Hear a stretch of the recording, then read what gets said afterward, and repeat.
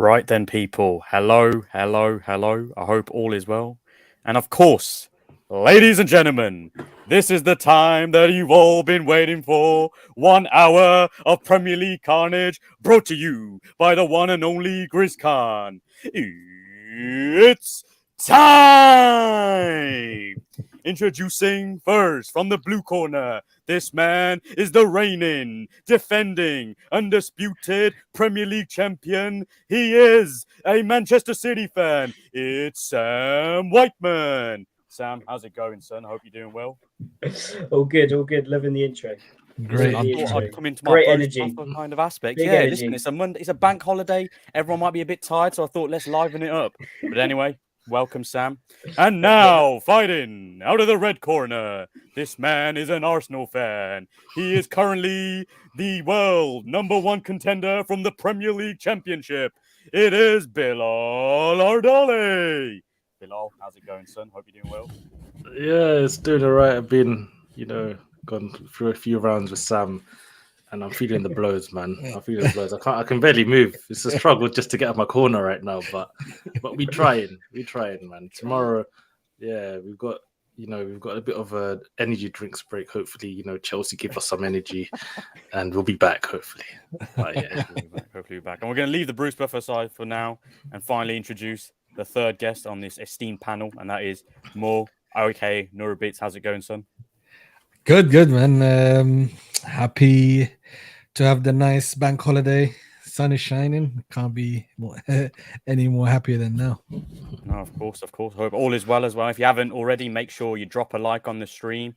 It won't be too far. It's just right below where the description is. But anyway, people, of course, it was a huge Premier League weekend. So many games, so many permutations, so many results, so many things happen. And speaking of so many, we're going to get into the team that I think everyone's talking about this weekend, and that is Tottenham Hotspur. Because as the title say, Spurs are Spursy. It's in the history of the Tottenham, and we all know what happened on Sunday. I'm going to start straight with Bilal because he is a resident Arsenal fan. He absolutely was loving it yesterday. I'm going to get his thoughts on the game. What do you think of what happened yesterday in that Spurs-Liverpool game, Bilal? It is the history of the Tottenham. They create so many chances. They play sometimes so well, but at the end of the day, they lose. And honestly, Tottenham. Like, who tweeted it? I want to shout out Roms. Yeah, I believe it was Roms, right? Tweeted it. He said, "Richarlison's going to score and make it 3-3, but Liverpool going to come back and make it 4-3." Yeah, and that there is legendary piece of prediction, because you can make these kind of predictions because it's Tottenham at the end of the day. And Tottenham, for me, I don't know, that summed them up so for me. After the game, I said that's worse than losing to Newcastle, because the Newcastle game, they were down, they were buried, it was a annihilation. But that game, they gave themselves a bit of hope. Liverpool let them back in the game. And as soon as they did the chicken dance, a couple seconds later, Diego Jota, boom, and it's a goal. So, yeah, Tottenham, I don't know where they go from here, to be honest. It showed a bit of fight, fair play, but at the end of the day, they crumbled, and that is epic bottling. I've never seen something like that in my life, to be honest. That is disgusting. Bro, they heard about Arsenal being called bottlers, and they were like, listen, let us show you where this is originating from. And they were like, listen, we'll show you where they show the true essence of bottling. That's what it was. They're a plague on North London. I think they need to be just honestly exterminated. That stadium needs to just be made as Arsenal's training ground and just move from there. You know what I mean? Like just hold boxing matches, wrestling matches. We've got the commentator here. That's it. That's what it should be used for. Also, honestly, you could do that for Beyonce, F1 that I'm hearing. Floyd Mayweather might be trying to do a little. I'm seeing him with all these Lamborghinis and all of these cars. He might be needing a few quid soon. Get him in the ring with someone. Put it at the Tottenham Hotspur Stadium. But as a football club, for me, yes, they've got good players, but I think when Harry Kane has to leave, he has to leave this summer. And if he does leave, I think maybe for other teams, we've seen like Napoli, they were able to get rid of so many players, Mertens, Insigne, Koulibaly, and then go again. But with Tottenham, I just don't see it happening, especially in this Premier League. And we'll get into the other teams, but it's a crazy league right now, and I think next season is going to be ridiculous as well. No, of course, it's a crazy league. It was a crazy game, and I'm going to come to you, Sam. I mean, people are talking about the comeback. Ryan Mason was not happy about the referees. We'll get onto the referees later, but do you think there's a lot of credit that needs to be given to the likes of Kane, Son, and even Ryan Mason for having that comeback in that game, 3-0 away at Anfield? Yeah, I think they deserve credit for coming back from the position they were in. I mean, Liverpool and Spurs were just so open during that game. The chances both sides had. Yeah, it was just one of the. It's kind of sums up where both teams are at, really. I mean, it can't be, shied away from the fact Liverpool conceded the 3 goals from being 3 at home. Can't remember the last time they did that. So, yeah, both teams just so chaotic at the moment in games, leaking goals. Liverpool conceded 2 against Forest last week. Spurs, obviously, we know their recent problems with conceding goals as well. But yeah, it's more just the start of the game. It's just bizarre. You look at last weekend against Newcastle, Ryan Mason must have said something like, lads, we saw what happened a week ago. Just keep it tight first 20 minutes. Nothing silly. 3-0 down again after 15 minutes. Romero's flying about everywhere. Eric Dyer, completely bereft of confidence as well. Even in the familiar 5 at the back, they were just all over the place. Bit of credit to Ryan Mason that he did switch it up a little bit and kind of made like a 5-3-2. Changed shape a little bit, moved Son and Kane closer together, and they had a bit of joy through that. And then right at the end, individual error from Lucas Moura, which can't really be put on again on the manager. But yeah, they've got a lot of work to do. Spurs, they've got to find another, I think, young progressive manager, someone on the way up, someone like Pochettino again,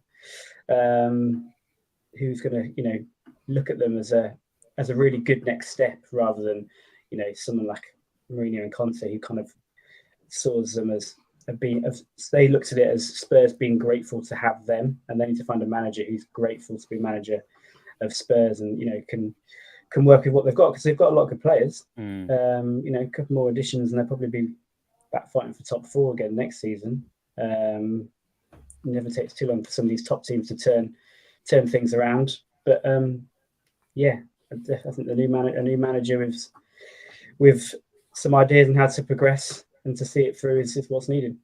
Of course. And speaking of new manager, we're going to head to you, Noor. We obviously saw what Ryan Mason came out with after the game. I mean, a lot of him is going to be talking about that aggrievement that was the foul on Skip by Jota. And what are your thoughts on that tackle? Because, I mean, Jota was the guy that scored the winner for you guys. Do you think that Ryan Mason was rightfully aggrieved about that and the whole game in general?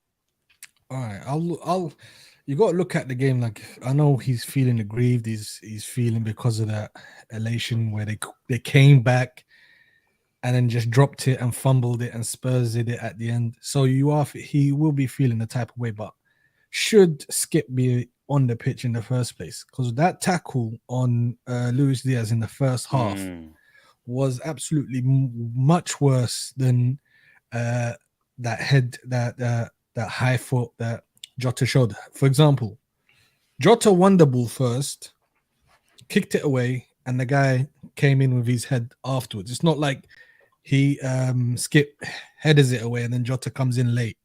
So that's one thing. Another thing is, and it comes down to the referees. All of these things is down to the referees because they don't know how to interpret things. They can't make stuff clear cut. If they make a rule where they say, look, if your boot is high and it hurts someone, automatic red. But they've opened up a Pandora's box with interpretations and how it feels, or whether it's dangerous enough, whether was there enough force. How would you measure this in real life? It's best to stay away from that and keep the rules as simple as possible, so that way us fans can understand it, the referees can understand it, and it's easy to manage and easy to accomplish. So I would have said Skip shouldn't have been on the pitch in the first place. However, I can see that could be a red as well. Not shying away from telling the truth, but it goes back to the referees. For me, all of this can be avoided if referees trained properly, or you get rid of this wording of like, you know, clear and obvious, or the wording of no, did it have enough force? How would you measure that? Like for me, it could be enough force. For you, it might not be. So when there's this massive door to interpretations, this is what you're gonna get. Like a lot of calls that are not the same. For example, you saw it early in the season. Haaland in a similar situation didn't even get booked or anything, and then there you go. So this is what happens. Of course, but I mean, speaking of interpretation, I'm going to go back to you, Noor, on this. We saw what Jurgen Klopp came out with, accusing referee Paul Tierney of having a grudge after that game against Spurs. Would you think that's a fair assessment on that game, for example, and previous Liverpool games that Tierney has refereed in? Yeah, like there's a history. Like I was just going through it just a minute ago on Twitter of all the history with Tierney as manager, and sorry, as referee against Liverpool. There was one time he ruled out a goal against West Brom because he alleged a handball. Mind you, there was no VAR at that time. The time where he didn't give Jota a penalty, saying Jota was looking for it. He stopped on purpose. Well, like as a football, that's why Klopp had an issue with him, because he said when he said Jota stopped so the guy can run into him, that's the whole point. You have to, if I fake this way and then the guy runs into me, that means I've sold him. If I pretend that I'm running on, but I stop and the guy runs into me, that's a skill. This is a skill. And that's why Klopp was like saying, you've never played the game, because drawing a foul is part of the game. It's not diving. There's a difference between diving and drawing a foul. A foul is like, if I'm running with the ball and I suddenly stop and I see the guy that was with his momentum knowing that he can't stop on time and he runs through me, it's a foul all day, every day. So there's I can see where Klopp is coming from. Whether it's conscious bias or unconscious, then there's a debate there. It might be unconscious. Maybe he doesn't like Klopp, and so he gets irritated with Klopp's antics, or maybe so he doesn't give certain decisions, or he doesn't want to, you know, reward Liverpool subconsciously, in my opinion. But there is something for Klopp to be aggrieved about. Of course. I mean, it was definitely a running topic. I mean, another topic that you mentioned was about how to draw a foul. And there's a player in this game that's quite an expert when it comes to drawing fouls, and that is Harry Kane. I'm going to go to Sam on this one. Where does Harry Kane go from here? Does he stay at Spurs? Does he just draw his contract out? Does he push for a move? What's going on with Harry Kane? Because he's definitely not going to Manchester City, that's for sure. No. Yeah, that ship has sailed. So, yeah, I think the most likely scenario is that he'll see out his contract and he'll go on a free next year. I think Sol Campbell 2.0, just to get that in there. Sorry, Sam. Is that what we're saying? All right, cool. Judas. The place Jesus. Yeah, I think that's what's going to happen. I think he's going to want to stay in England for now. I think he's got a fourth child on the way, I think. So whether he wants all that upheaval, I'm not sure. And I think if he goes anywhere in England, if it was to even potentially happen this summer, I think Levy would demand such a high price, even with a year left on his contract, to go to what in Levy's eyes would be a top four rival, whether that's United or Chelsea or anybody else who throws their hat in the ring. So yeah, I think he'll run his contract down, and he won't go this summer, but he will go the following summer, unless there's some crazy turnaround in fortunes and Spurs do find the right manager and it clicks and they're kind of back challenging in that fourth and third spot again, maybe even second spot like before under Poch. So yeah, it's going to take a big turnaround. Otherwise, I think he'll probably leave on a free, and then he'll have a pick of clubs then wherever he wants to go, however he wants to do it in terms of seeing out the final years of his career. Of course, and you know what? Just to jump on what Sam said as well, Bilal. Obviously, he could be going on a free. You mentioned Sol Campbell, the Judas that is in North London. Would you take him at Arsenal before we move on to other topics? But would you take him at Arsenal, given the fact you've got Jesus, the Messiah, you've got Mr. Nketiah, who, your defense is always in trouble as the song goes. Would you take Harry Kane if he's on a free? Would I take one of the best strikers in the world on a free? You must be joking. Of course, I would take him. I don't even have a striker. For me, I don't think I have a striker right now at Arsenal. I need one.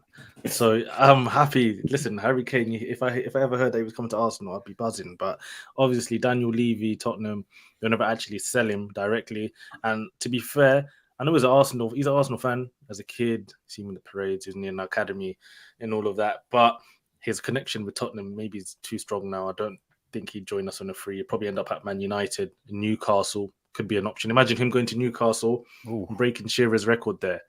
You know, that's something maybe to think about as well. They've got Champions League, they've got money, but of course, Isaac Wilson. But again, Harry Kane is such a top class player.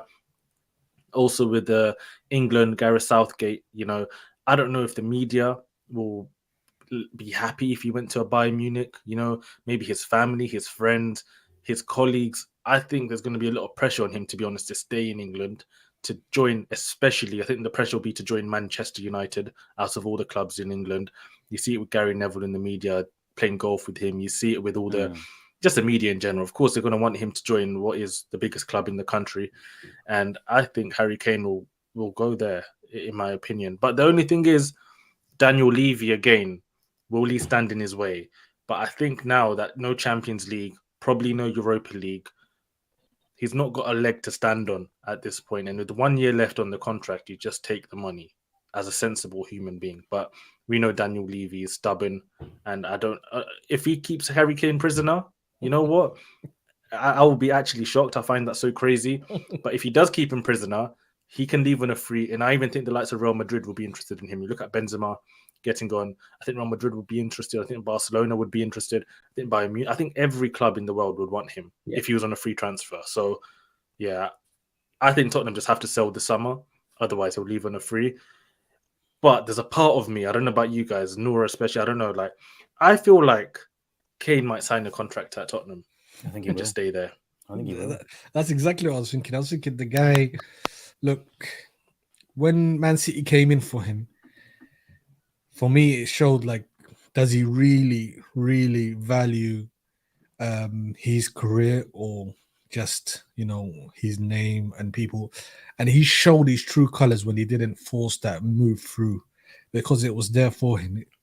Man City obviously told him, listen, we've bidded as much as we're going to bid. Now it's for you to kick up a fuss. He didn't do that, which showed that he's not as serious as everyone thinks he is about winning trophies or leaving a legacy in regards to trophies.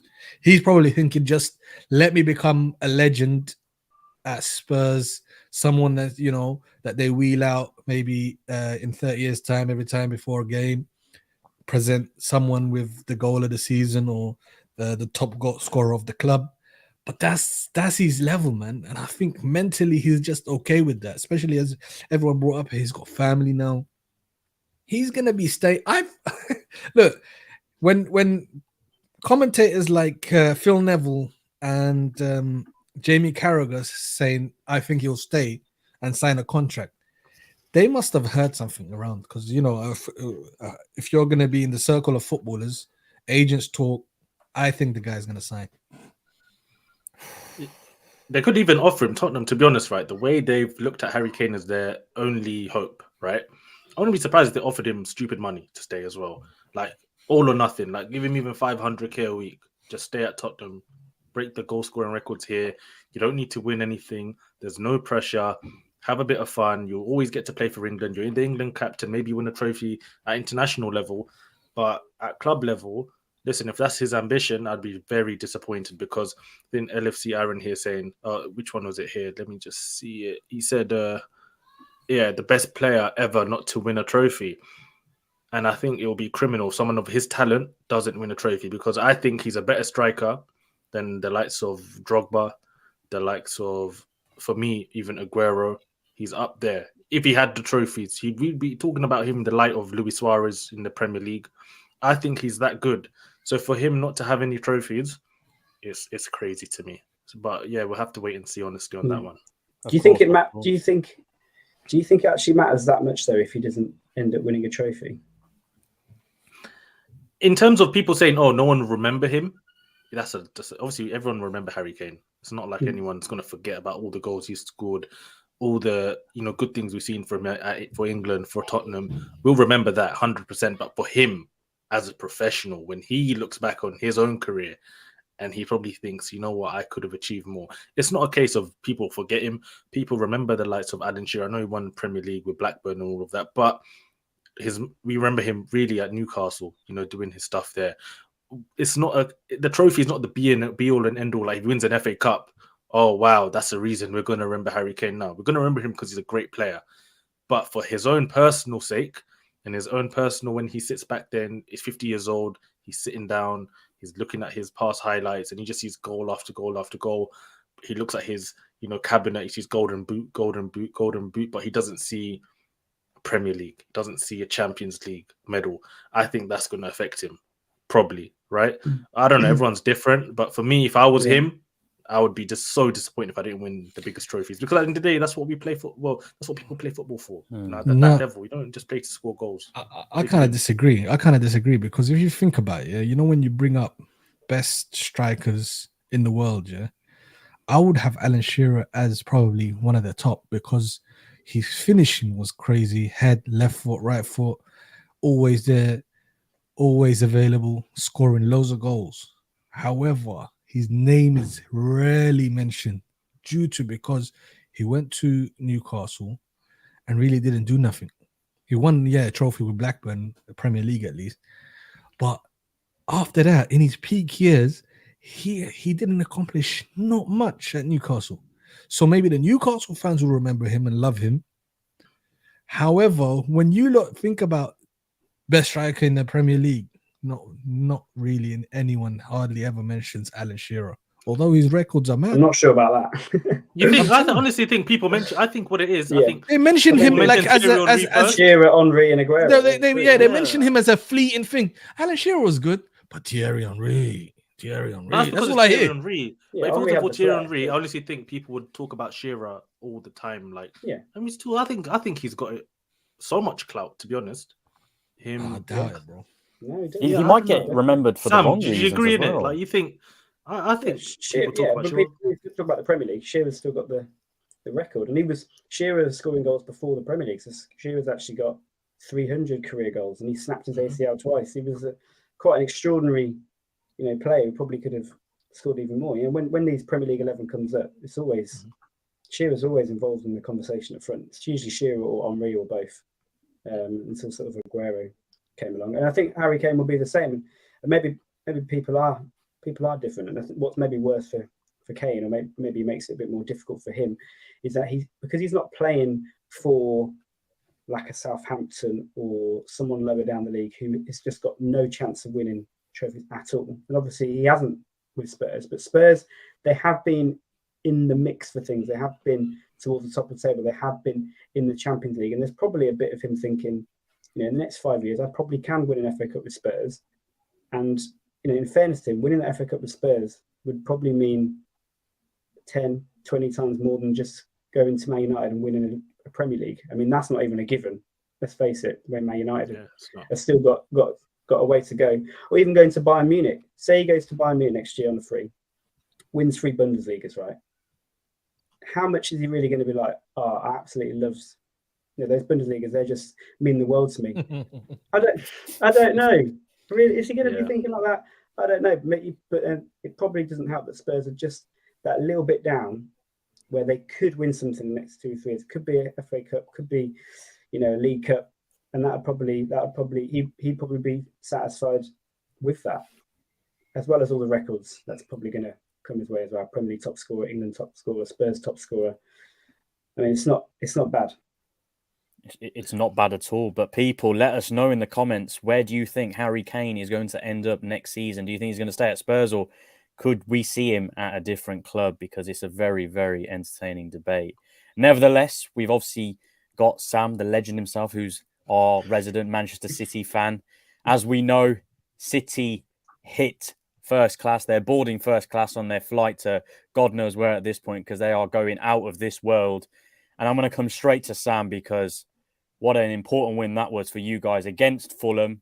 Got Haaland on the score sheet, as well as that wonder kid that is Julian Alvarez. What are your thoughts on that key win for Manchester City? Yeah, massive win to follow up after the game midweek. I think when we won at the Emirates, we went to Forest away and played really well actually in that game, but came away with a 1-1 draw. That wasn't an option this time really. If we really wanted to kick on, I think Pep, after the Arsenal game midweek, said, these next 3 games now we have to win all 3. We've got 3 games, 6 days: Fulham, West Ham, Leeds. Win them all, and they should have enough momentum then to get the job done with the last 4 games remaining. And with Arsenal, got sort of at least a couple of tricky fixtures within that time period as well. So yeah, this was massive. It wasn't vintage City. It was a bit of a scrap at times. A couple of moments of quality got us over the line. But yeah, it's just the momentum is still there, and it's just good to see the team. When they scrap after scrap, and I said it, I can't remember this podcast or another one. This is one of the most complete teams I've seen at City under Pep overall, because so at times he played some really nice football. Grealish, Mahrez linking up, Gundogan, Foden comes on, and Bernardo Silva, all popping it about. But when they need to stand up and they need a bit of a scrap, and they've got Paulinho and Vinicius want a bit of a fight, we'll have a fight as well. We've got 4 centre backs on the pitch. We've got Rodri, Haaland. We've got about 6-7 players over 6'1", 6'2". Big old team that can play a bit of football as well. And yeah, however which way your team wants to do it. If you want to play football, we'll play football. If you want to scrap, we'll have a scrap as well. And yeah, they just bang up for it at the moment. And now we're going to Wednesday, carrying all this momentum, and hopefully we can just keep it going. And yeah, De Bruyne was out, Alvarez came in, and I thought Alvarez was exceptional. Actually, I think his improvement all round game from the start of the season till now has just been. Obviously, he's got the confidence of win the World Cup, which can't be bad. But yeah, even he's just, for someone who doesn't start every week and he's sort of getting bits and pieces of games and the odd start in there, he performs incredibly consistently when he comes into the team. Always dangerous. I think he's had 8 Premier League starts, 8 Premier League goals, 15 goals in all competitions, I think, as well. And yeah, he just runs and runs and runs. I don't know if anybody saw the stat that came onto the screen yesterday about final third pressures. Yeah. And I think there was a couple of players. I think the second and third was about 7. Alvarez 23. And this was about 80th minute. The guy is relentless, and he can play and he can finish. Yeah, I just hope he gets more minutes in the next few weeks. No, of course. I mean, relentless is the word, Mo, that Sam has used, referring to obviously City and Julian Alvarez. And obviously he's mentioned the stats that Julian Alvarez produced, not only for this game, but this season. But what are your thoughts on this player? Because he is special. I mean, I saw there was a picture that I saw doing the rounds on social media. It was obviously Aguero wearing a similar kit with the red and black. And obviously Julian Alvarez wearing the same. I mean, do you think there's comparisons between Aguero? I mean, if not, where do you think the comparisons are with a player like Alvarez? Probably just their background. Apart from but what a player. He gives it his all, man. Because when you watch Man City, you're usually looking at the silky stuff, the play, the way they rotate around the ball and change positions. However, in this game specifically, this is what Alvarez brings them. He's electrifying. Like when Haaland, sometimes you see him, he doesn't like to press from time to time. But when Alvarez is on the pitch and he's giving it his all, it's contagious. You have to, like, if he's running double, triple what he's doing, then it's like I've got to do it, because if I don't, the gaffer will be on my back and I'm going to let my team down. And what you saw from Man City is like this attitude, when they're not playing well, and this is like, what is it? It's been shown a lot more this season. When they're not playing well, they are ready, as Sam said, to fight for every little ball, to fight for that. You're not going past me today. You want to be physical, I'll be physical back at you. And Alvarez epitomizes that with his physicality, as well as his, like, I call those kind of players nuisance. Like, I play at centre back. If a striker is got the energy and he's running about every 2 seconds, like in putting pressure on you, it's annoying. You're like, just piss off, man. It's like it's a bumblebee that's just always ready to sting you, and you're like, bro, let me have my picnic, and it won't let you.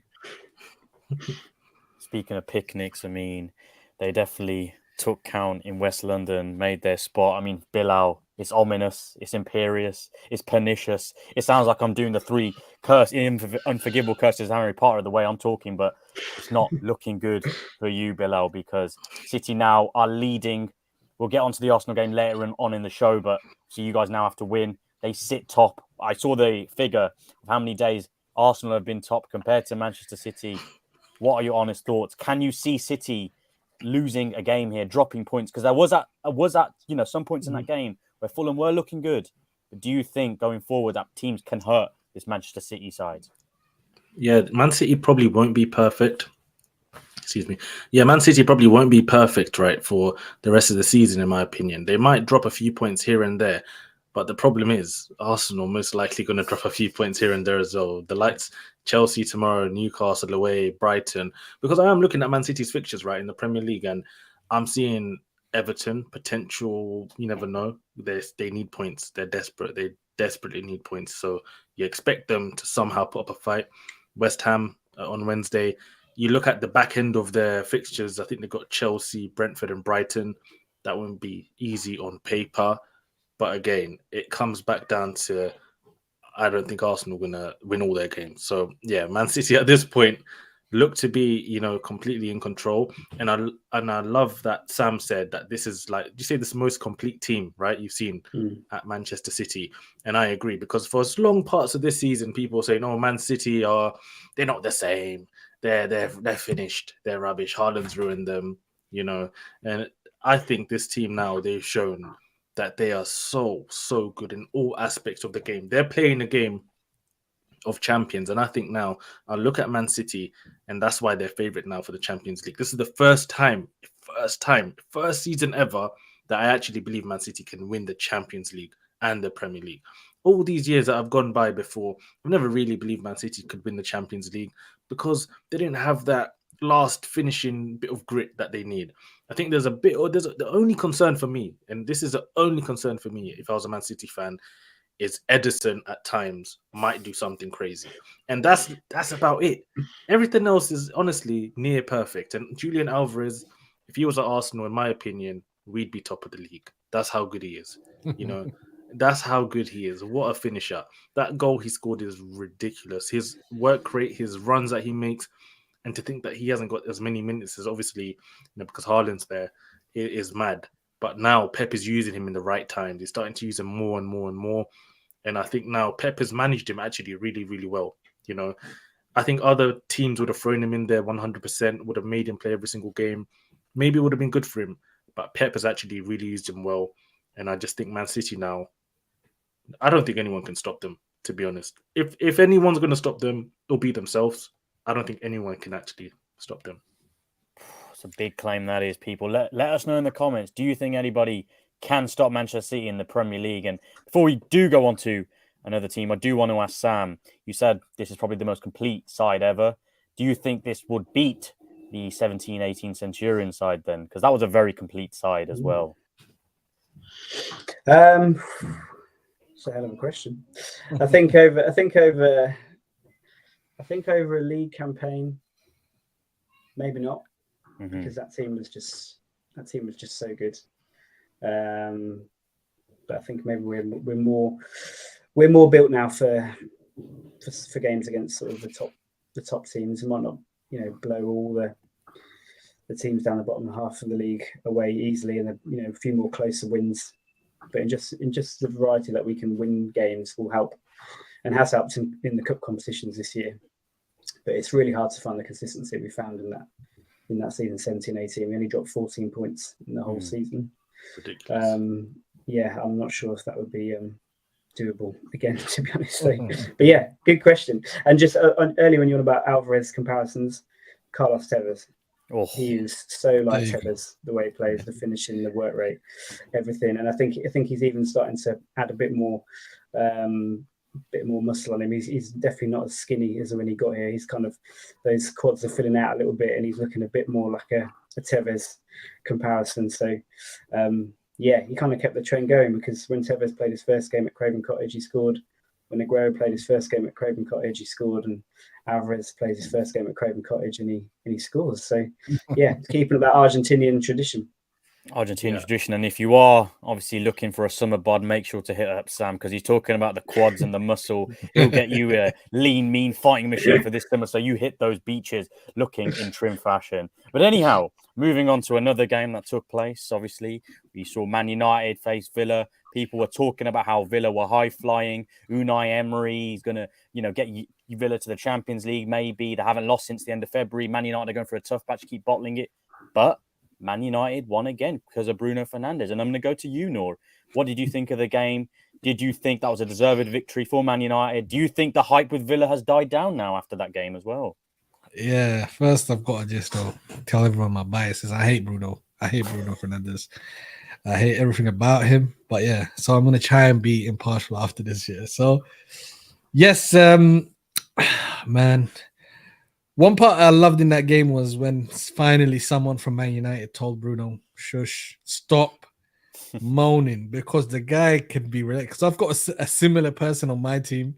He's a striker, and he constantly moans. And so I can tell you it's not good for your concentration levels when you're dealing with like someone that just keeps moaning. But yeah, Man United, yeah, that was a big test. Unai Emery came in with a great run before he met United, and there were a few rumbles as well with the starting 11 that Ten Hag started with, and I honestly thought, yeah, maybe Aston Villa can get something out of this. And putting my bias hat back on, I was hoping that for the Liverpool sake, we may have something to play for if Villa can get something out of it. But yeah, United had a few chances with Rashford, and coming from a Martinez spill, Bruno Fernandes was able to capitalize and give it a little bit back to Martinez, who was the person that put him off that penalty. Was it last season? I believe, yeah. Yes, with Ronaldo wanting to take the penalty. So yeah, United, I think they've got one hand on that top four now. Very hard position for them to lose it from here. If they did, then we might have to start comparing them to Spurs. Comparing to Spurs, an interesting analogy there. And I'm going to come to you, Bilal, on the next one. I mean, one of your ex-managers was involved in this game, Unai Emery. Like I said before when I was introducing this match, of course, Villa haven't even lost since the end of February. They're on a 10-match unbeaten streak. Do you think Emery's juice has gone? And if so, do you think some of these players might be looking at an exit for Villa as well come the summer? No, I think Villa, to be fair, you look at the league, potentially could finish in the Europa League positions, if not Conference League. I think that's a great turnaround. Unbelievable. Gerrard at one point thought they were going to get relegated. So you have to give Unai Emery great credit.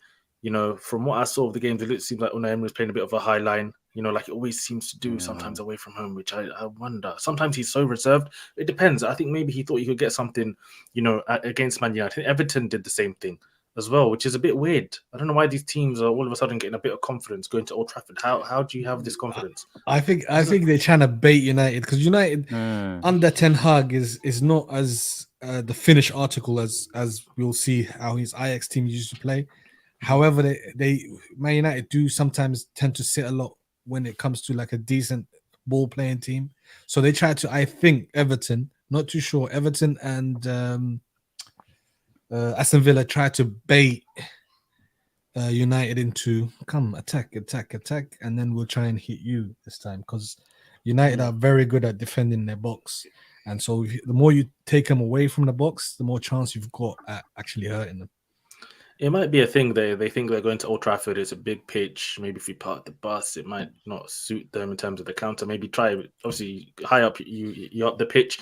The less pitch you have to actually work in once you actually get the ball. So maybe that's in their head. I don't know. But in terms of Aston Villa, yeah, listen, they've had a good season now. And I think from next season, their owners, from what I've seen, they have money. They could honestly come to the likes of Arsenal. If they offer big money for like a Smith Rowe, they wanted him after they sold Grealish. They might actually get their way this time, because the circumstances have changed. You never know. And I think they invest in a few more quality players of that ilk. They could be pushing for Europa League position next season as well.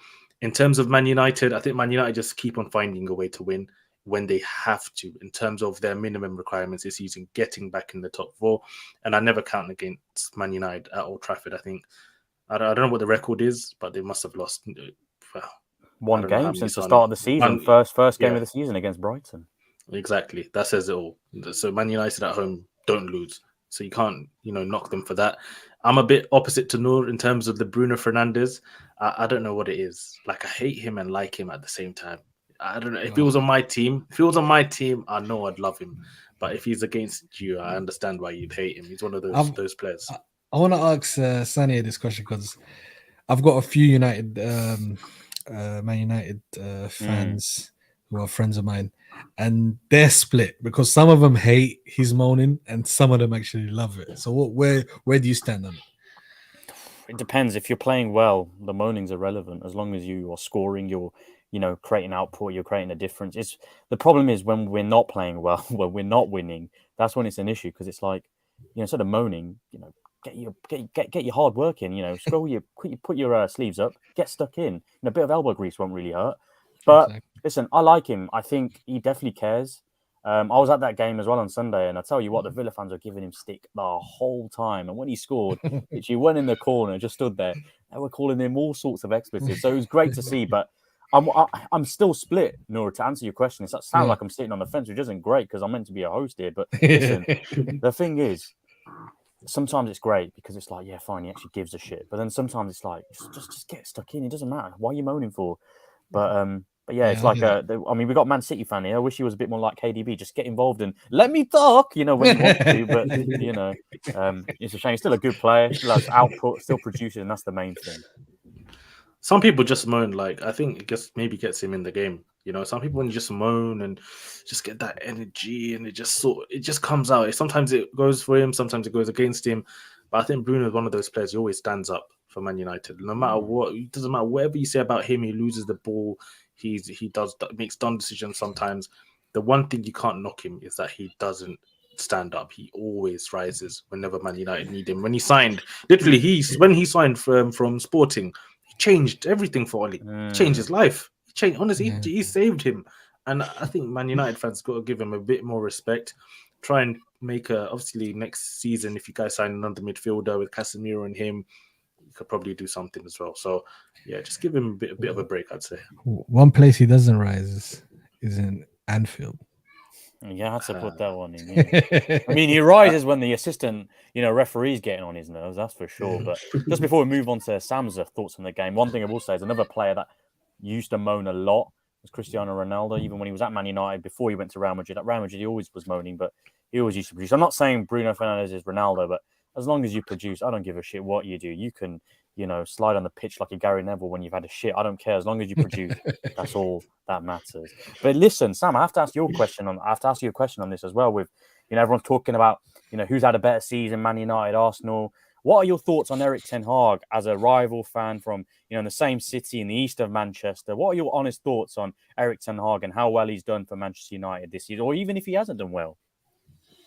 No, I think he has done well overall. Definitely, I think he's made a difference in that he can tell he's just a good coach and he's been able to adapt things and change things. He hasn't always got it right. He's had a few substitutions which have been a bit strange, and he's got a few that have gone right as well. And I think from the position they're in after those first two games, I thought United were going to be knocking around where Chelsea were after those first two games. They were that bad, and it just helped that he was able to bring in Martinez and Casemiro and sort of form a bit of a spine, and those two players have really helped him out. But I think he has changed things when he's need to. Maybe could have rotated a little bit more, which has probably brought about kind of a slump recently in terms of energy levels and things like that. But yeah, they're still squeezing out results, still getting through to finals, second cup final.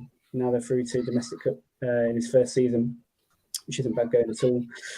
Comfortably in the top 4 now. I think they've got some, relatively straightforward fixtures at home left, with the likes of Fulham and Bournemouth to come. So yeah, top 4 in the bag as well. So yeah, I think he's done well overall. I think he hasn't one of you guys mentioned, he hasn't got the players yet to play the kind of football that he would like. And that will probably materialise, I think, over time, like at Ajax. But I think he's adapted quite well to that as well. And they haven't been uncomfortable playing without as much possession that he would like because of the way that he's set them up. And he's had a lot to contend with as well at the start of the season, mid-season with Ronaldo, the loss of form of Maguire, and how bad a season he's had overall as still club captain. One thing I think he should do though is definitely take the captaincy off Bruno Fernandes because, I mean, in terms of what side of the fence of the moaning I fall on. I was going to ask you that, yeah. Yes, in those moments when things aren't going well and he's just ripping everybody, I just don't think it's productive or helpful at all in any way. I think you sometimes need someone who's going to rally the troops but have a steady head on them, and he is definitely not that. So, but good win for United because I've really fancied Villa in this game. I thought the energy that Villa have shown recently, especially in midfield, their game against Newcastle was brilliant. They almost play with like 4 midfielders, centre midfielders, and Wendy and dropping as well. So they'd overwhelm United, but they hung in there and got the result, even with the lack of defenders. Luke Shaw apparently played really well as well. Centre back again. Overall, Ten Hag did really well. Good win for United, all but confirms top 4 for them, and they've got another domestic cup final to look forward to in a few weeks' time. Of course, and who knows, maybe Man United, prevent the treble, this ominous treble, the way it's looking at the moment. I don't want to jinx it because I know Sam's on the stream, but before we do go on to the next topic, I do want to ask, Bilal this question as well. Seems like it's Dragon's Den at the moment. I'm just selling him strikers after striker. And would you sign him? Would you sign him? But Ollie Watkins, would you have him at Arsenal? Because I know he's been flying for the Villa, been fantastic under Emery. Would you sign him this summer, given the opportunity? Yeah, Watkins is an interesting striker. He was linked to Arsenal way before like Jesus and all of those players, like 2 years ago now. Yeah, he linked quite a bit. Watkins seemed to be like a strong option, for Arsenal. He's talked about, obviously, he's an Arsenal fan. It was his dream to play for the club, blah, blah, blah. So there seemed to be some sort of legs to it. But I think at this point, with someone like Watkins, maybe a year ago, 2 years ago, it would have made sense. But right now, I don't think it really makes too much sense from Arsenal's point of view. I think Arsenal need to get certified, 25 plus goal scorer. Yeah, and it's hard to find. There's only a few, but that has to be the first target. Exactly. Watkins, listen, I've seen him linked to Bayern Munich as of late. So there are clubs sniffing about him. His profile is really good in terms of the way he runs. He's energetic. And in the box, he's a decent finisher. Sometimes, of course, he does miss his chances. But the one thing Unai Emery does for strikers, he turns them into monsters. Every striker he's had, he's up their levels. And if he can do the same for Watkins, you never know where he could go. But I think the best thing would be probably sign another contract at Villa, see where that gets him, try and cement a Europa League, Conference League position at Villa. And listen, England will probably come calling. Because right now he's got Harry Kane, he's got Ivan Toney, and then it's him, right? So those 3 strikers are fighting for one position right now. So, yeah, good striker. And I think he'd be good for many clubs, maybe especially the top clubs, maybe as a second option, right? But yeah, at one stage I would have definitely taken him. But I think right now it just doesn't make too much sense. Doesn't make too much sense. But listen, people, let us know where you think Aston Villa are going to end up this season. Because like, we were alluded to, those European spots, it's getting very, very tight. Anyone could make it. Anyone from the likes of Brighton, Brentford, Villa, Liverpool, Spurs. Let us know who finishes in the Europa League, who finishes in the Conference League, and who doesn't make it. But listen, speaking of who doesn't make it, I don't think Frank Lampard is going to make it to any club come next season because he has been struggling ever since he returned back at the Bridge. And as we know, tomorrow is a huge game for Arsenal and even for Chelsea, because who knows, the slide may continue down the table. We've got Bilal here, the resident Arsenal fan. He will be very much engaged in this game because it's a huge game. It's a must-win, wouldn't you think? Because Arsenal host Chelsea in a London derby with a huge implication on this game for the title race. Thoughts on this game, Bilal, going into this game tomorrow? Yeah, listen, right now I'm at the stage where it's like with Rob Holding, with the way Thomas Partey's playing, anything can happen. But what fills me with confidence and a bit of hope is that honestly Chelsea seems so toothless. So even if you give them chances, they'll probably miss at this point. If they've got Kante, if Mudryk plays, fair enough. But I've been seeing Gallagher in the front 3 position. Listen, I've been seeing all sorts with Frank Lampard. But I think Chelsea, this is a bit of a game. I think they'll be really up for this, to be fair. You know, just to beat Arsenal at this stage, Arsenal's confidence is a bit down. If you look at both teams' form in the last 5 games, it's not been great for either team. So I think there's also play for in terms of just pride for both teams. Arsenal need to show something in this game at home, you know, under the lights, at the carpet. You're playing Chelsea, you've got to turn up and win this game. But for Chelsea as well, if they can get this sort of win, Lampard, you know, and it's funny, like Lampard has saved Arteta about 3 times so far. You know, the FA Cup win, you know, when we didn't win a game for like 3-4 months during lockdown, and then all of a sudden they were gifting us goals, you know, at the Emirates. Lampard has been an absolute godsend, you know, for Arteta. So I don't know if Arteta's going to be nice to him and, you know, just say, listen, you have that one, which I doubt. But yeah, it's going to be a good game. I think Chelsea at the back defensively, they're not as bad as, you know, we think. Defensively, they seem to be quite a decent team. It's just honestly, once they get the ball in the final third, it's just a mess. So, listen, you don't score goals. It's a problem with most teams at the bottom half of the table. If you can't score goals, you're in trouble. And Arsenal, one thing we do have is goals. You know, even against Man City, somehow Rob Holding scored a goal. So that's the one thing I think we can bank on. So we might as well call this Spandau goal because all of you are goals. Always believe in your soul. Listen, I'm not a singer. I don't want to smash any windows. When I come to Sam on this one, it's a big game for Manchester City as well because, say, if Arsenal lose this game, I'll be 2 games in hand for Manchester City with obviously a point in hand. How do you see this game play out? Do you think it's business as usual for the Arsenal, or do you think Lampard's Chelsea can spring a surprise at the carpet, as Bilal said? I mean, it's a London derby. Sometimes that does have an extra element to it, but I feel like Arsenal might actually play with a little bit less pressure. I feel like the pressure's been ramping up, almost like waiting for City to overtake them. And now we've overtaken them. I think it might just be almost like okay, so now we, you know, even if we win all our games, we might not win the league. So they can just go out there and kind of play really. They don't have to think about City chasing because they've caught them now, and that's been done. So they don't have to, you know, think about it as much. And I think they'll go into a bit more freedom. The thing with Chelsea is that they just, as well as not being that organised, they just look completely unfit. I don't know if they can't, you know, train properly with the intensity with such a big group, but they just don't look fit and dynamic enough. Even the players who have done so and perhaps looked like they can play at this level in the past, they can, I think, ability-wise, but fitness-wise, they just look way off it. And, you know, Lampard, he better enjoy these last 3 games because I think this is the last time we'll see Frank Lampard manage a Premier League team. Literally couldn't have gone any worse for him. I think his record now across his span at Everton and Chelsea, I think it's getting on for 20 games without a win, maybe more. So yeah, I think Arsenal are gonna win this one quite comfortably. I think they'll just outrun Chelsea and play their usual football with maybe a little bit less pressure on them. And Chelsea can't score. You know, they've scored the same amount of goals to Nottingham Forest this season.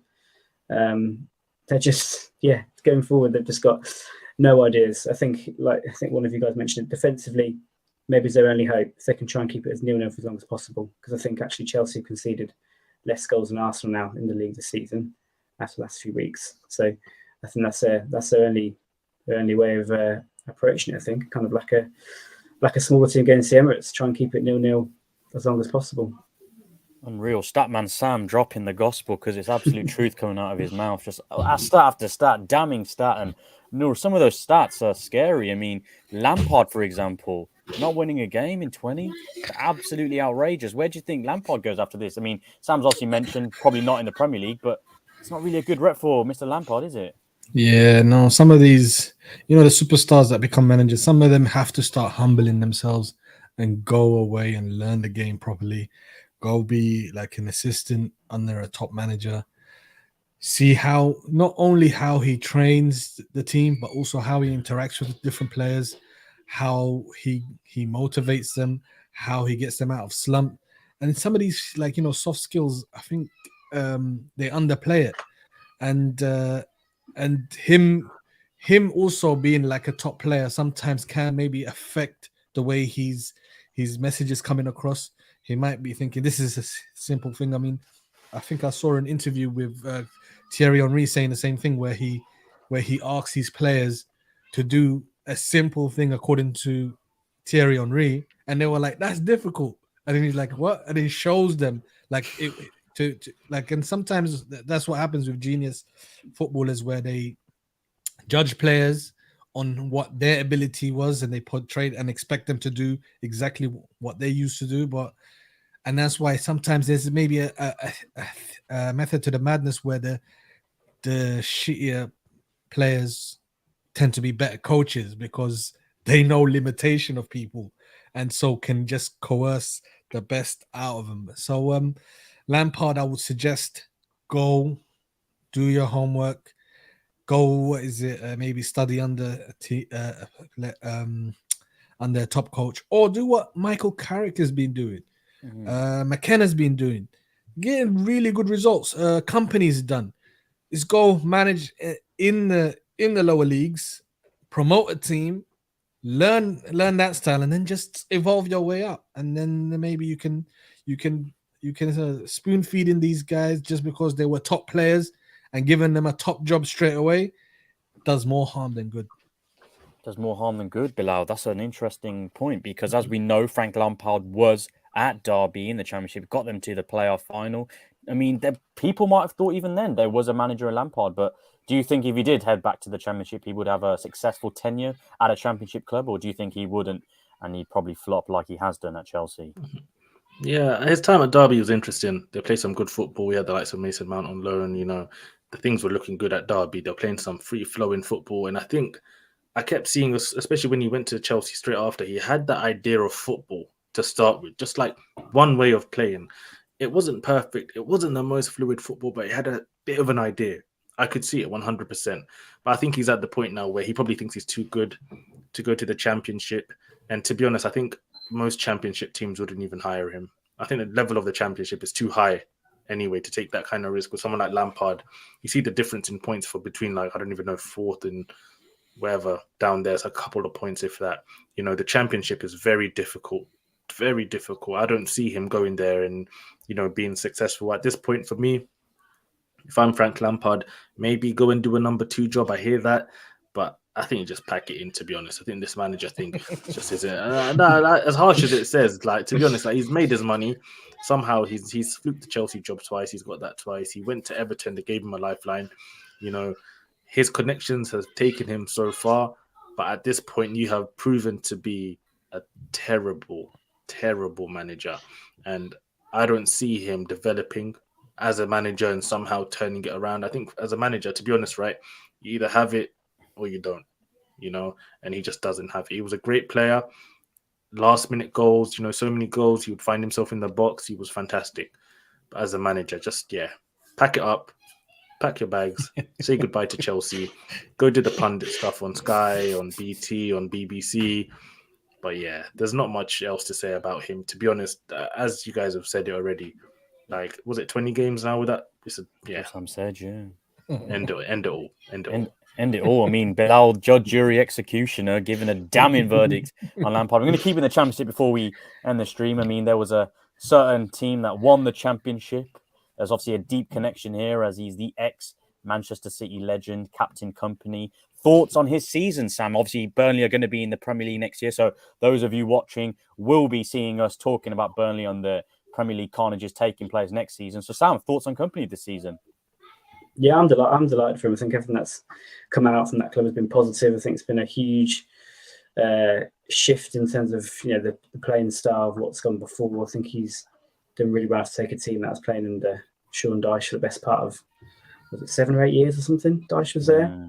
He managed to bring in a few players as well. They haven't actually spent a ton of money, but he's brought in a few players and managed to translate across a style of football which has kind of ripped up the Championship.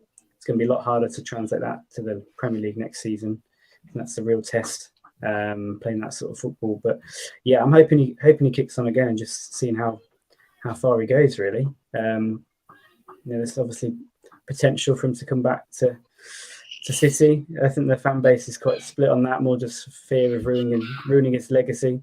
I think he'd have to be at a really seriously good level if he was to come back and manage City, if that, you know, those sort of stars ever aligned. But yeah, he's doing really well. I'm kind of hoping that he sticks at Burnley for another season at least, rather than going to a Spurs or a Chelsea, even, who have been sort of had him on their short list. So, yeah, I just want to see how he does, and hopefully they can bring in a couple more players, and they do well again next season. It'd be nice to have Burnley in the Premier League playing good football, because they were a little bit drab towards the end of the Dyche's time. Bit Route One, and not always the best watch.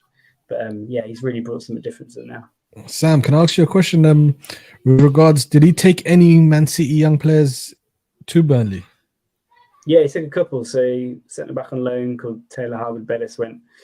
And I think he got one on a permanent deal, which is CJ Egan-Riley, who didn't actually play much. Harwood-Bellis played more, so he'll probably come back to us and maybe go back on loan or be sold off again for X amount. But yeah, not tons. I think he brought a couple over from the Belgian league from his time at Anderlecht, and found a couple of good young players there. But yeah, there's definitely a connection there. It wouldn't surprise me if one or two youngsters maybe went to Burnley again next season. Yeah, he made good signings. He got this Scott Twine kid that he was killing at MK Dons. Like, he was absolutely slamming goals in. Like, yeah, so he was doing pretty good business. And I think for me, if I'm Kompany, to be honest, if he's smart, plays a long game, the Man City job's going to be his, right? Even if it's in 3 years, even if it's in 5 years. I don't know however long Pep wants to stay at Man City, right? I think if I'm him, stay at Burnley in the Premier League. You're the one who got them up. Why leave? I don't understand the chorus and the hurrah just to get him to Chelsea or to Tottenham. For me, it doesn't make any sense. Do your job at Burnley. Show us you can play some good football. If you do anything remotely impressive with Burnley, it's only going to add to your reputation. And if you want a bigger job than that, for me, head to Spain. Try and get a job in La Liga. Go there for a few years. Do the possession, do the tiki-taka, do all of that kind of stuff. You know, you've been learning under Pep. Go do that in Spain as well. Get some bit more education, and then in a few years, I think you'll be ready for Man City. And I think, yeah, Man City have got a manager in waiting now, for when Pep leaves. Yeah, I'm hopeful. I mean, one of the reasons actually I don't want him to, necessarily wouldn't stop him from coming to City at one point, but I don't think I'd want him to go to a Spurs or a Chelsea, because I think that he could do a really good job at either of those teams. I think it's a big jump. It might take a bit of time, but Vincent Kompany's just that guy that whatever he turns his hand to, he could be successful with it. He could do anything that he wants to do, even if it was beyond management. If he wanted to go, be a chairman or a director of football or anything, the players who played with him spoke that highly of him. They said he could have gone into politics. He's got a few businesses as well. The guy can do pretty much anything he wants. So whatever he turns his hand to, he'll probably be successful with it. And he went to Spurs. I think he'll probably do a good job there. But yeah, I'm hoping he stays at Burnley for now. He may do it all, but as a song goes, here's to you, Vincent Kompany. You'll never win the treble, and listen, I've got to keep it impartial. I'm still a host at the end of the day. But listen, hope everyone that has been watching, has tuned in, has smashed a like. If you're new to the channel, make sure you subscribe to Football Khanage. Once again, it's been a fantastic show. Thank you to everyone on the panel. If you want to find everyone on the panel, Sam, where can they find you? Yeah, just my tags there on Twitter. Jump on there, drop me a follow. And yeah, that'd be brilliant. Perfect. Noor, where can they find you? Yeah, mostly on Twitter. No Beats, at No Beats. Just trying to get onto Instagram recently. So there as well if you want. Of course. And Bilal? Yeah, just type in that out on Twitter and YouTube, and you can see me having my regular Arsenal meltdowns. So yeah. And his wild takes on Twitter. Welcome. You know where to find everyone. As always, guys, thank you very much for watching. There'll be more shows this week, such as Post-Match Khanage, Eurostars, RedFellas, of course. But as always, make sure to smash a like on the way out. Thank you very much for watching, and until next time.